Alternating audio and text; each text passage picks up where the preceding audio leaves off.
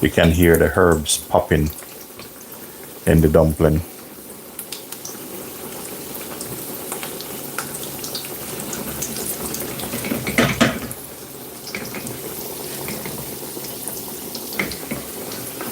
Rule of thumbs, you know, when you're doing cooking like oil like this, if you notice I turn the pot angle in away from you, this one is not too bad.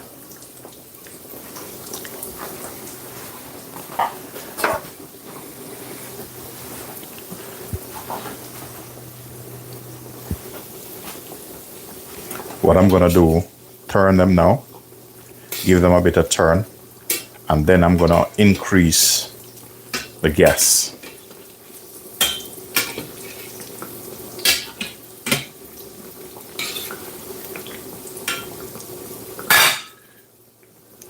See, these they look like some mini cocoa bread, but that's the style I want them because they're special. They're, you know, herbs fried dumpling, so you don't want them to look like normal dumpling. You want them to look special.